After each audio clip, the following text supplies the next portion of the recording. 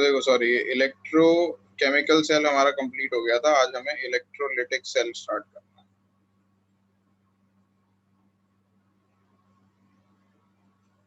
Electrolytic cell जैसा मैंने बताया था पहले भी, क्या होता है इलेक्ट्रोलिटिक सेल में, एक टैंक होता है।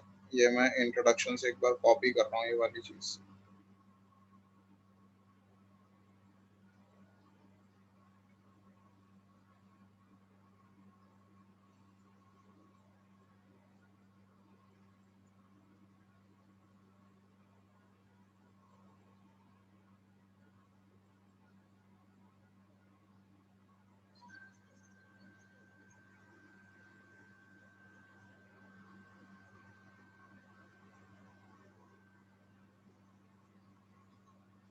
तो इलेक्ट्रोलिटिक सेल क्या करता है, इलेक्ट्रिकल एनर्जी का यूज करता है to carry out a redox reaction.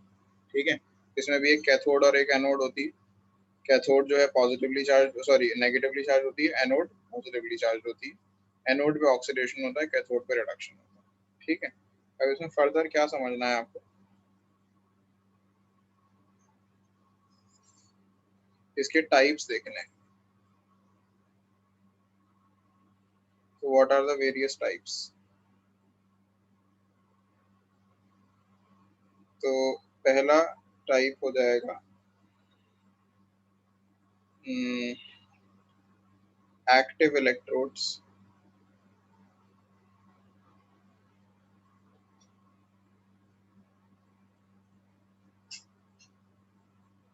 with aqueous or molten electrolyte.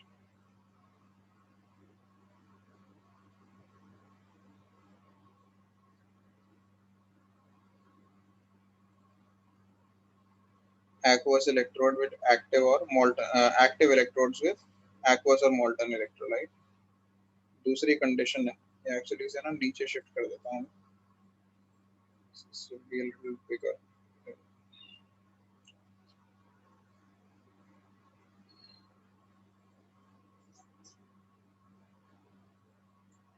तो ये पहली सिचुएशन ये हो गई, एक्टिव इलेक्ट्रोड्स विद aqueous और molten electrolyte।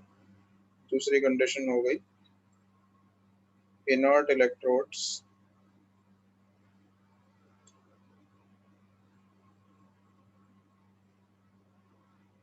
with molten electrolyte।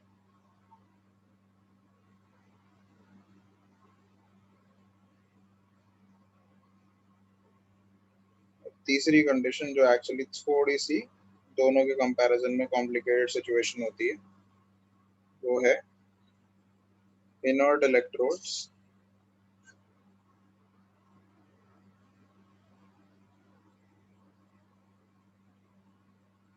with aqueous electrolyte।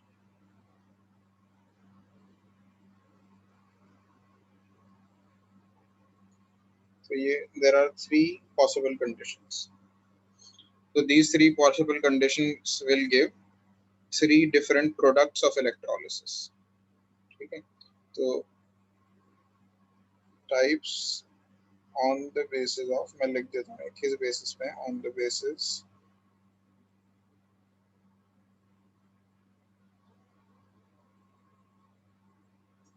of products of electrolysis।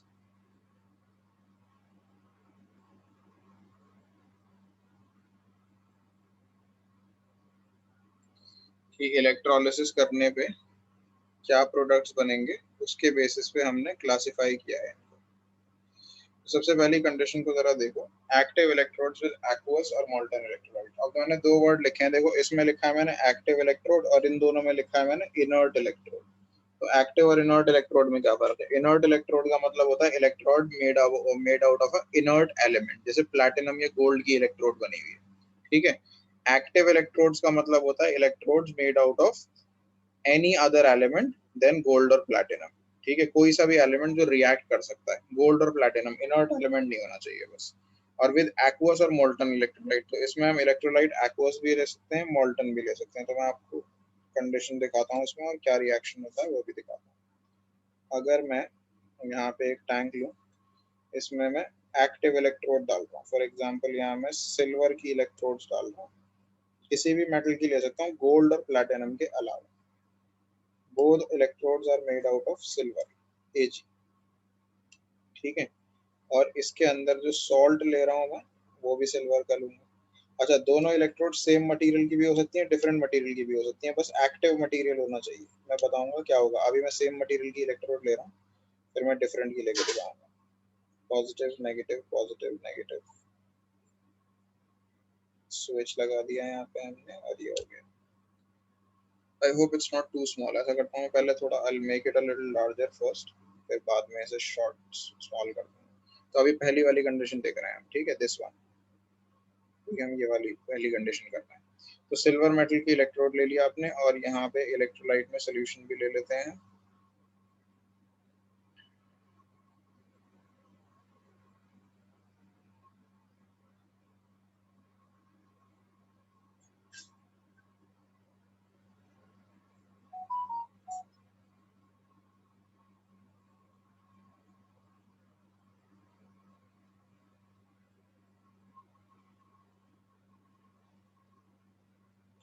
यहाँ पे हमने सिल्वर का सोल्यूशन ले लिया। जिस मेटल की इलेक्ट्रोड्स ली जाती हैं उसी मेटल का सोल्यूशन लिया जाता है, सिल्वर नाइट्रेट मान लो, या सिल्वर क्लोराइड ले सकते थे। ये हम एक्वस भी ले सकते हैं और मोल्टन भी ले सकते हैं, ठीक है, एक्वस और मोल्टन इन एनी फॉर्म, ठीक है, जैसे चाहे आप ले सकते हैं।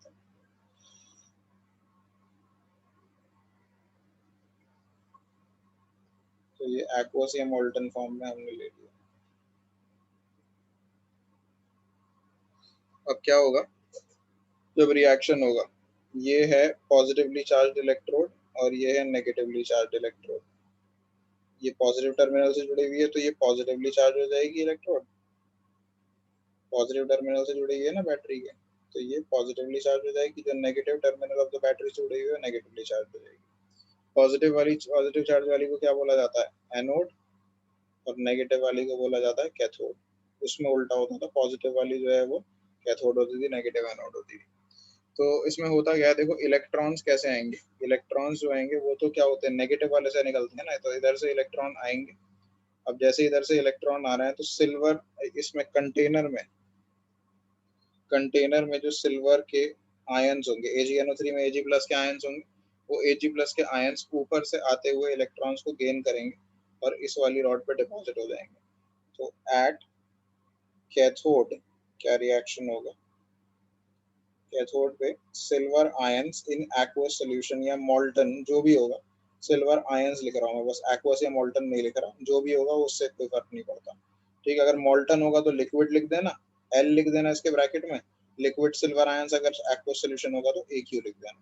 फिलहाल मैं कुछ नहीं लिख रहा, इलेक्ट्रॉन गेन करेंगे ऊपर से आते हुए, सॉलिड सिल्वर में कन्वर्ट हो जाएंगे, ठीक है, सॉलिड सिल्वर के अंदर कन्वर्ट हो जाएंगे। सॉलिड सिल्वर के अंदर कन्वर्ट होकर धीरे धीरे वो इस वाली रॉड पे डिपॉजिट होते रहेंगे। तो आप धीरे धीरे देखोगे this rod will keep getting thicker and thicker because silver metal is being deposited on it. तो this rod will keep getting thicker, ठीक है। And at the same time electrons are being lost, ऊपर की तरफ इसमें से जा रहे हैं, इसमें से इलेक्ट्रॉन्स ऊपर की तरफ जा रहे हैं दूसरी साइड से। तो क्या होगा, जो रॉड में सिल्वर के एटम्स हैं, जो रॉड के अंदर सिल्वर के एटम्स हैं वो निकलकर इस कंटेनर में आते रहेंगे और किसमें कन्वर्ट होते रहेंगे, सिल्वर प्लस आयन में। क्योंकि कैसे निकलेंगे, इलेक्ट्रॉन ऊपर की तरफ लूज करेंगे और उससे वो निकल जाएंगे। तो एट एनोड क्या रिएक्शन होगा, the solid silver in the electrode will lose one electron to form silver ion, ठीक है। तो कैथोड पे क्या कहते हैं, रिडक्शन हो रहा है, एनोड पे ऑक्सीडेशन हो रहा है, ठीक है। कैथोड पे इलेक्ट्रॉन गेन हो रहा है तो वो रिडक्शन है, एनोड पे इलेक्ट्रॉन लूज हो रहा है तो वो ऑक्सीडेशन। तो बेसिकली अगर एक्टिव इलेक्ट्रोड होती है तो वो ये करती है कि दोनों चीजें मतलब सेम मेटल ही ऑक्सीडाइज होता है, वही मेटल रिड्यूस होता है। इसका थोड़ा साइज रिड्यूस कर देता हूँ समझाने के लिए। अब मैंने देखो ये दोनों इलेक्ट्रोड सेम मटेरियल की यूज करी, सेम ही मटेरियल की दोनों इलेक्ट्रोड्स बनाई हुई हैं, यानी एनोड भी सिल्वर की है और कैथोड भी सिल्वर की है। अब आप ये देख रहे हो कि एनोड से निकला हुआ मेटल कैथोड पे डिपॉजिट हो रहा है, यही हो रहा है इसके अंदर। और धीरे धीरे आप देखोगे, देखो सिल्वर और कैथोड वाली सिल्वर, तो ये जो है इलेक्ट्रोड ये गायब हो रही है ना, कैथोड वाली इलेक्ट्रोड अगर गायब हो रही है तो आप थोड़ी देर बाद क्या ऑब्जर्व करोगे, ये जो इलेक्ट्रोड है ये डिकम्पोज हो जाएगी, यानी कि ये नीचे से धीरे धीरे ये इलेक्ट्रोड ऐसे खत्म होने लगेगी। ठीक है, नीचे की तरफ से ये इलेक्ट्रोड धीरे धीरे खत्म होने लगेगी। क्यों? क्योंकि this electrode is being used and dissolved into the aqueous solution. तो सिल्वर की दूसरी इलेक्ट्रोड थिक होती जाएगी, एक इलेक्ट्रोड जो है वो धीरे धीरे खत्म होती जाएगी। समझ में आ गया ये? हाँ जी साहिब। Yes sir. तो पूरा समझ में आया?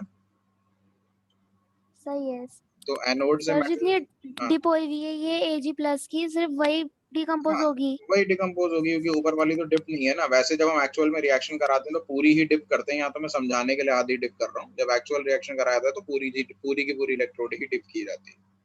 ठीक है। Okay sir. अच्छा, अब ये चीज काम कहाँ आती है, तो इसका यूज आपको समझ में आ जाएगा अब जब मैं अगला एग्जांपल समझाऊंगा। आपने एक वर्ड याद होगा, आपने 10th क्लास में पढ़ा था, गैल्वेनाइजेशन। याद है? गैल्वेनाइजेशन, गैल्वेनाइजेशन याद है किसी को? क्या होता था गैल्वेनाइजेशन?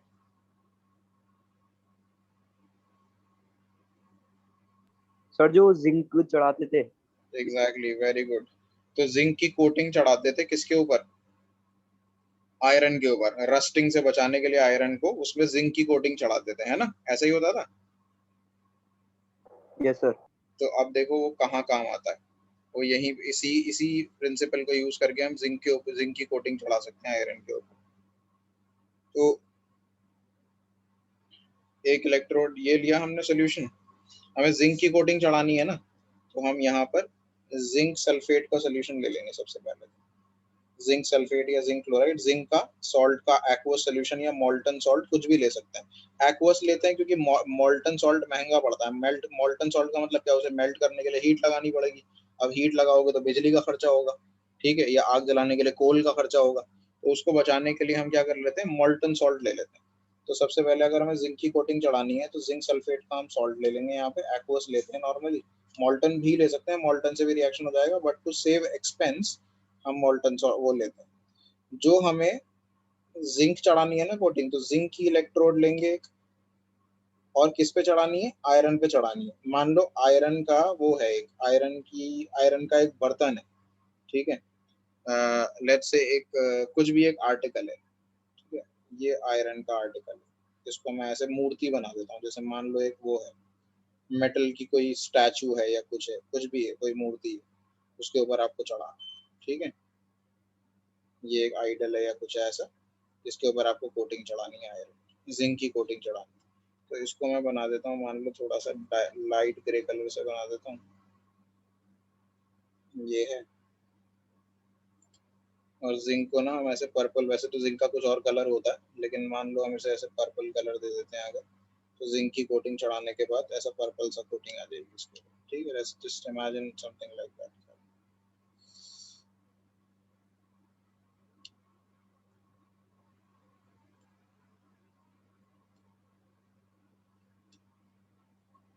तो अब होगा क्या, हमें क्या करना होता है, जिस मेटल की कोटिंग चढ़ानी है ना, उसे क्या बनाओ, उसे एनोड बना दो। एनोड यानी उसे पॉजिटिव से कनेक्ट करो हमेशा, बैटरी के पॉजिटिव टर्मिनल से उसे कनेक्ट करो। और जिस मेटल के ऊपर चढ़ानी है उसे बैटरी के किससे कन्वर्ट करो, नेगेटिव टर्मिनल से कनेक्ट करो, ठीक है।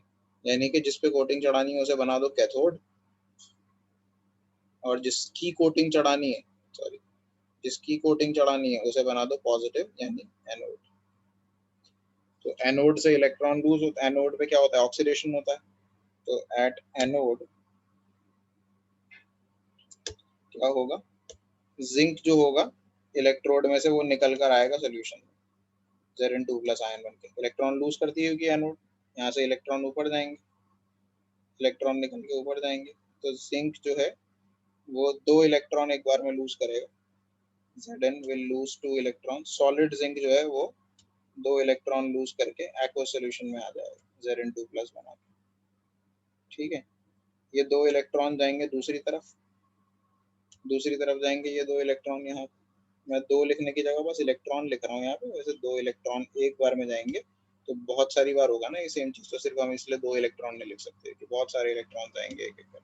ये हो गया ऑक्सीडेशन। उसके बाद एट कैथोड क्या होगा, कैथोड बनी हुई है आयरन की, लेकिन आयरन रिएक्ट नहीं करेगा, आयरन का कुछ रिएक्शन नहीं होगा। कैथोड पे क्या रिएक्शन होगा, कैथोड पे जो जिंक के आयंस रिलीज हुए हैं सोल्यूशन में, वही जिंक के आयंस यहाँ से कैथोड पे चिपकना शुरू हो जाएंगे। कैसे चिपकेंगे, कैथोड में ऊपर से इलेक्ट्रॉन आ रहे हैं तो वो जिंक के एक्वस सोल्यूशन में जो आयंस है वो ऊपर से आने वाले 2 इलेक्ट्रॉन्स को गेन करेंगे और सॉलिड जिंक बनाकर उसके ऊपर चिपक जाएंगे। तो आप देखोगे कि जो आपका आइडल था, हम ऐसे बना लेते हैं कुछ, अगर इस आइडल को पूरा डुबा देंगे, अभी तो मैं सिर्फ आधे पे कोटिंग चढ़ा के दिखा रहा हूँ तुम्हें, ठीक है।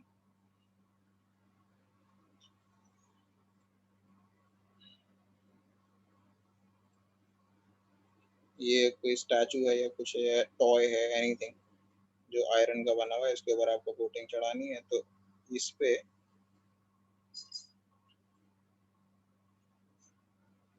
धीरे धीरे आप देखोगे इसकी सराउंडिंग में ऐसे जिंक की कोटिंग चढ़ना शुरू हो जाएगी, ठीक है। इसके ऊपर ऐसे ऐसे ऐसे करके एक परफेक्ट जिंक की कोटिंग, ये पूरा डुबोगे तो पूरे पे चढ़ेगी, आधा डुबोगे तो आधे पे चढ़ेगी।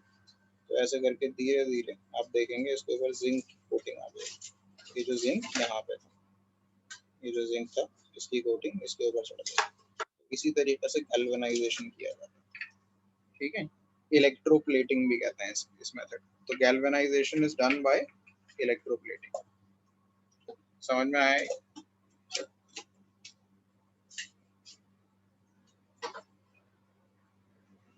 हाँ जी, किसी को कुछ पूछना है इसमें, समझ में आ गया?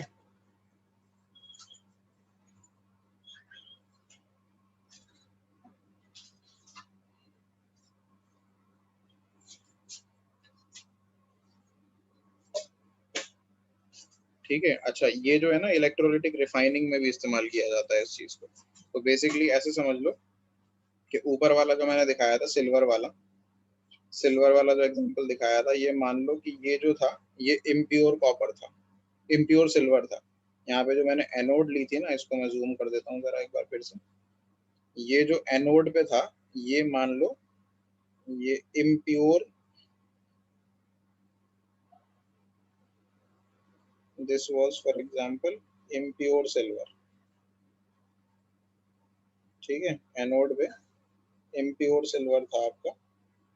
अब इम्प्योर सिल्वर जो है वो धीरे धीरे डिसॉल्व हो रहा है, सिल्वर के आयंस इसमें धीरे धीरे डिसॉल्व हो रहे हैं, और जो इम्प्योरिटीज हैं वो तो यहीं पे नीचे ही सेटल हो जाएंगी इस जगह पे ऐसे करके, ठीक है। सारी जो इम्प्योरिटीज होंगी वो यहाँ पे ऐसे धीरे धीरे इसके नीचे गिर के इकट्ठी होती रहेंगी, और जो सोल्यूबल इम्प्योरिटीज हैं वो इलेक्ट्रोलाइट में डिसॉल्व हो जाएंगी, ठीक है। और जो प्योर सिल्वर है वो धीरे धीरे किस पे डिपॉजिट होता रहेगा, इस वाली पे। यहाँ पे आप ऑलरेडी प्योरिफाइड सिल्वर ले लो। तो अगर याद हो, ये 10th क्लास में होता था, कॉपर की इलेक्ट्रोलिटिक रिफाइनिंग की जाती थी, इसे कहते हैं इलेक्ट्रोलिटिक रिफाइनिंग ऑफ मेटल। तो एक साइड पे इम्प्योर मेटल ले लेते हैं, एक साइड पे प्योर मेटल ले लेते हैं, ऑलरेडी प्योरिफाइड जो होता है। इम्प्योर मेटल धीरे धीरे एनोड की जगह पे इम्प्योर मेटल ले लेते हैं, कैथोड की जगह प्योर मेटल ले लेते हैं, और धीरे धीरे करके क्या होता है, इम्प्योर मेटल डिसॉल्व निकलता रहता है रॉड में से, और प्योर मेटल बनता रहता है। समझ में आ गई बात? हाँ जी, किसी को कुछ पूछना है इसमें? इसे कहते हैं इलेक्ट्रोलिटिक रिफाइनिंग, ठीक है।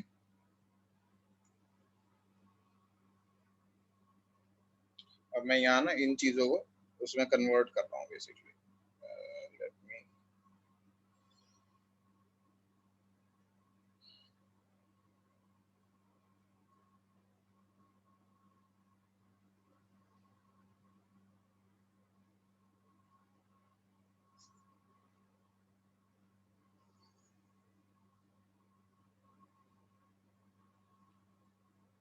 तो पहले हम इसका यूज भी लिख देते हैं, it is used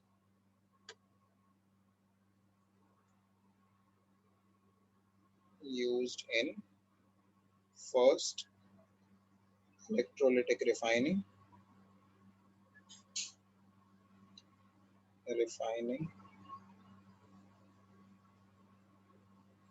of metals, जो कि ये करके दिखाई है मैंने सिल्वर की आपको। इम्प्योर सिल्वर एक साइड ले लिया, प्योर सिल्वर एक साइड ले लिया। इम्प्योर सिल्वर में से ये जो नीचे इकट्ठी हुई है बाय द वे, ये इम्प्योरिटीज है। अगर ये समझ में नहीं आया किसी को बता देता हूँ मैं, यहाँ लिख देता हूँ, दीज आर योर इम्प्योरिटीज।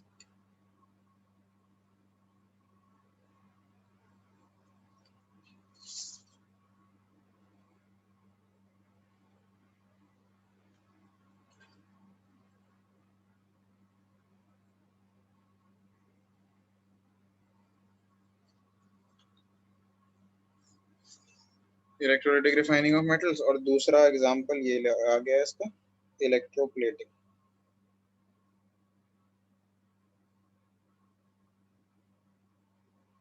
ठीक है, एग्जांपल गैल्वेनाइजेशन।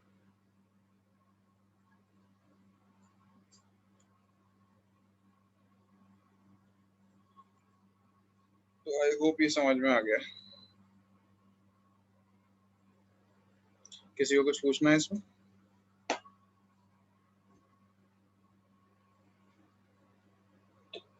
ठीक, अब देखो अगला।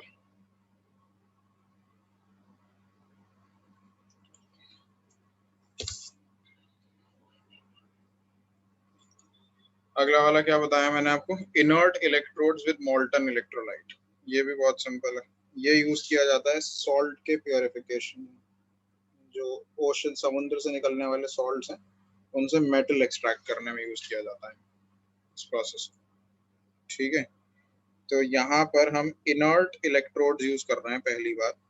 इनर्ट इलेक्ट्रोड्स यानी electrodes made out of platinum. तो इसको मैं जरा जूम कर देता हूँ अभी।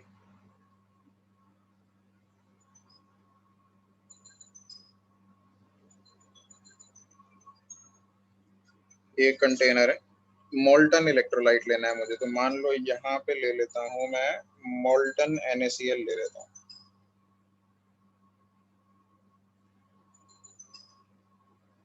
पूरा समझ में आ रहा है? Yes sir. अनीशा, आपको आवाज आ रही है? समझ में आ रहा है?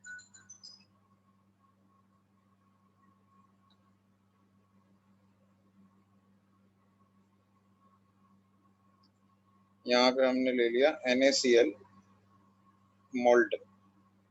मोल्टन का मतलब क्या है, उसे सॉल्ट को मेल्ट करके ले लिया है बस।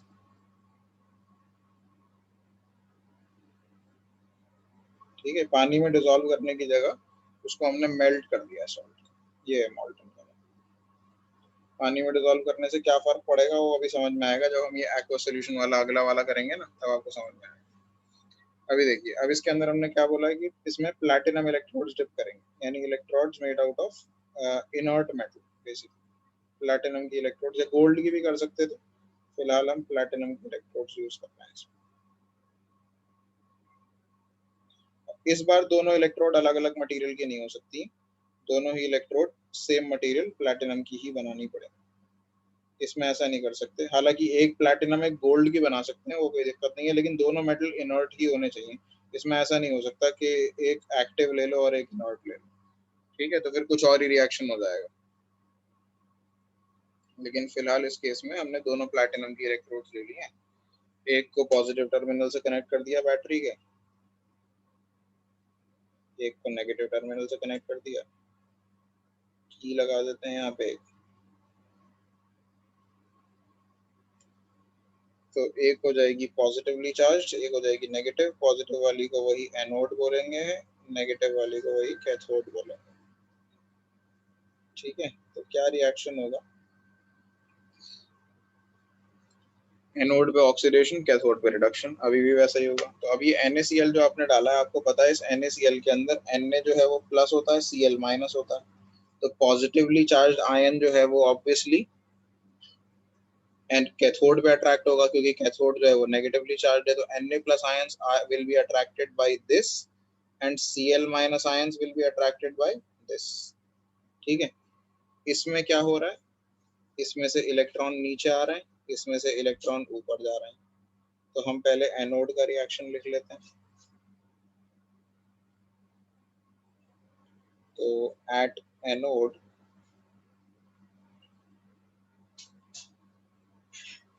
एनोड पे इलेक्ट्रॉन लॉस होते हैं ना, तो एनोड पे क्या चीज जा रही है, Cl माइनस जा रहा है।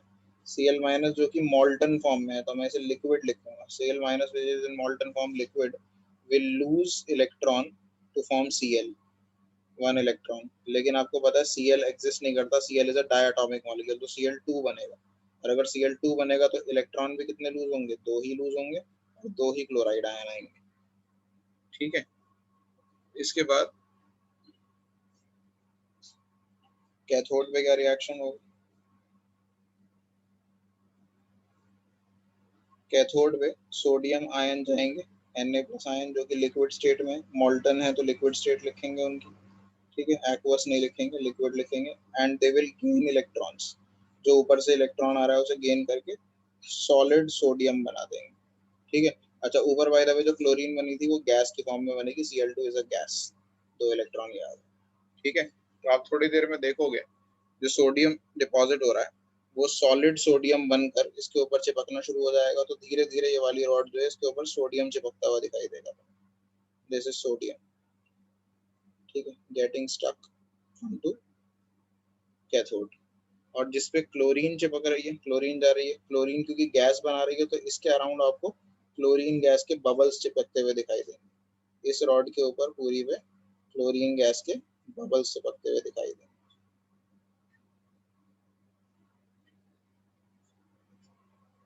ठीक है जी,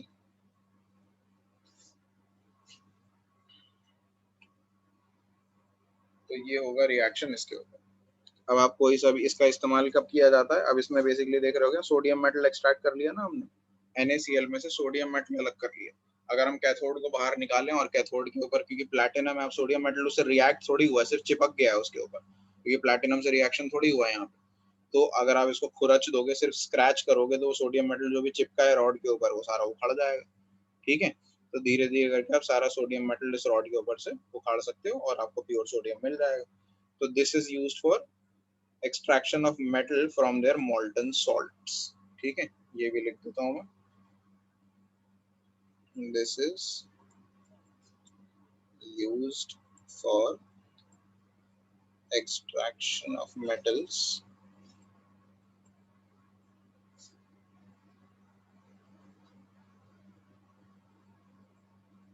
from their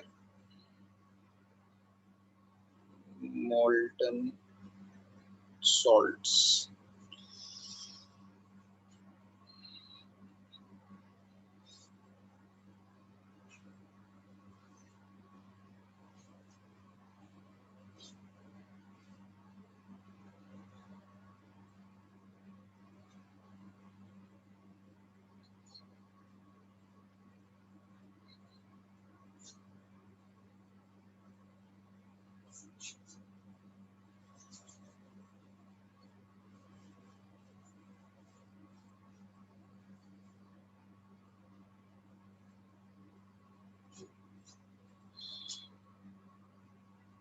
ठीक है जी, आई होप समझ में आ गया है यहाँ तक। सर हाँ जी, सर क्लोरीन भी Na+ की तरह नहीं चिपकेगा? क्लोरीन गैस होती है ना, तो वो तो बबल्स ही बनाएगी ना। समझ में आई बात। Yes sir. क्लोरीन सॉलिड थोड़ी होता है जो Na+ की तरह चिपकेगा, वो गैस होती है। ठीक है, यस सर। सर CuSO4 में से कॉपर भी इस मेथड से निकल जाएगा? हाँ बिल्कुल निकल जाएगा, मेल्ट करना पड़ेगा बस USO4 को आपको।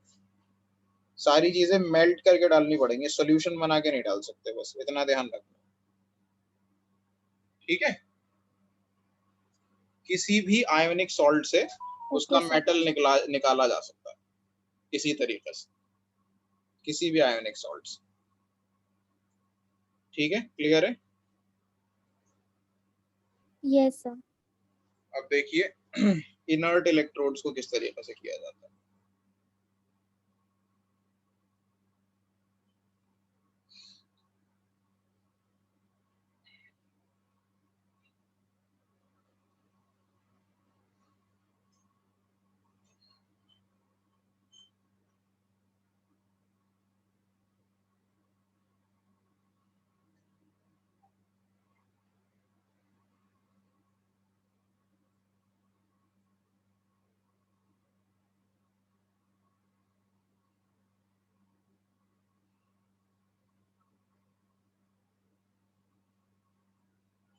इनर्ट इलेक्ट्रोड्स के अंदर क्या सिचुएशन होती है, मैं इस पे जूम इन कर देता हूँ जरा।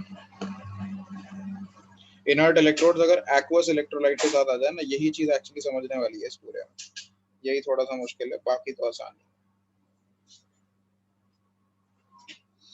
तो अगर हम इस बार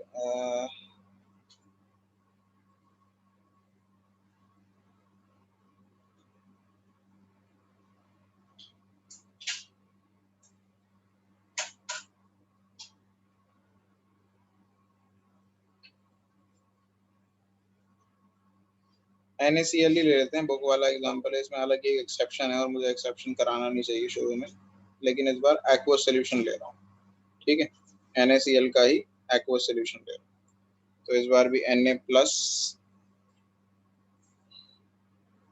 और Cl माइनस अवेलेबल होगा, ठीक है। रॉड्स इस बार भी प्लैटिनम की डाली जाएंगी,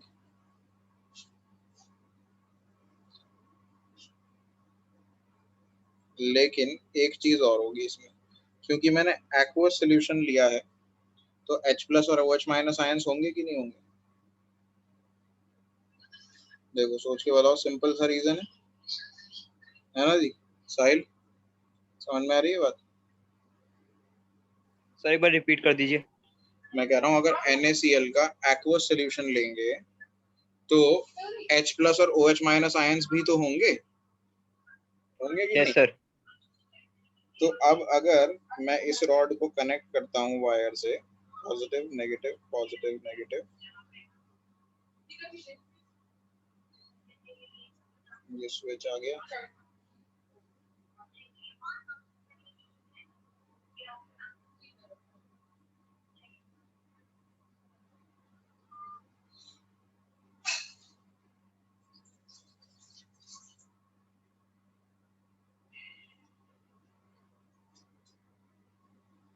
ये पॉजिटिव हो गई, ये नेगेटिव हो गई, पॉजिटिव वाली एनोड, नेगेटिव वाली कैथोड। तो